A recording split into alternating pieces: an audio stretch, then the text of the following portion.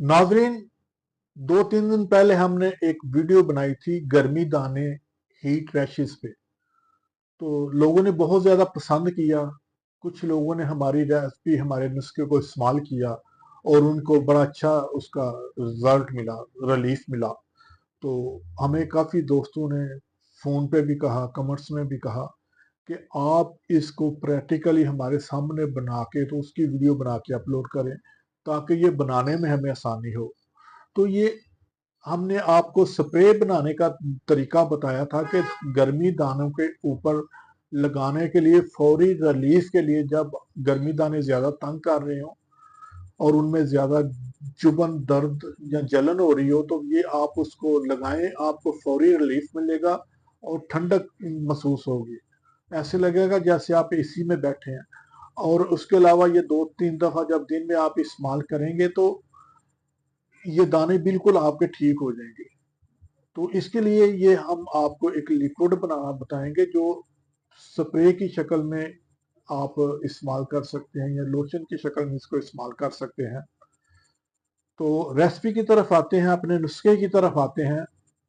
आपने लेनी है 1 बोतल अर्के गुलाब। ये किसी भी अच्छी कंपनी की आप ले लें और इसमें आपने 3 माशे ये कपूर डालना है। ये कपूर आप पंसारे से मिल जाता है, इस तरह का होता है, ये आप देख लें इसकी शक्ल। ये 3 माशे आपने लेना है। और ये मेंथोल है, इसको हम सत पुदीना बोलते हैं। ये इस तरह के छोटे छोटे क्रिस्टल की शक्ल में होता है और बड़ी तेज इसकी स्मेल होती है और ये जिल्द पे लगने पे ठंडक पैदा करता है। और इसके अलावा इसके तिब में बहुत ज़्यादा इस्तेमाल है। ये हाजम है, कासर रिया है, गैस के लिए, जलन के लिए, काफ़ी मेडिसिन में ये इस्तेमाल होता है। तो यहाँ पे हम इसको पित्त दानों, गर्मी दानों के लिए इस्तेमाल करेंगे ताकि ये जिस्म पे ठंडक पैदा कर सके और वहाँ पे इन्फेक्शन ना पैदा होने दे।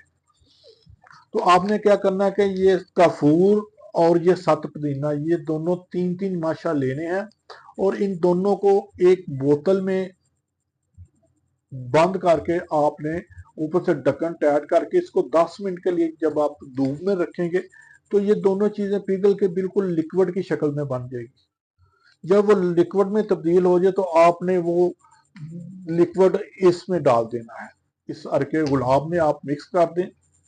उसके बाद आपने ये रोगन नीम है, ये नीम का रोगन है, ये बाजार से बना बनाया आपको किसी भी अच्छे पंसार से या मेडिकल स्टोर से मिल जाएगा। तो ये आपने 3 ग्राम डालना है, ये देख लें 3 ग्राम ये आप इसमें डालेंगे। तो इसको आप बंद करके तो इसको अच्छी तरह आप हिलाएंगे। जब इसको अच्छी तरह हिलाएंगे तो ये मिक्स हो जाएगा। अब आपने इस तरह का शावर घरों में आम होता है, इसमें इसको डाल लें थोड़ा सा।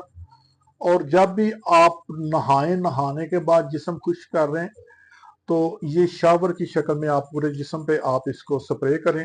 ये स्प्रे आप ऐसे करेंगे, ठीक है।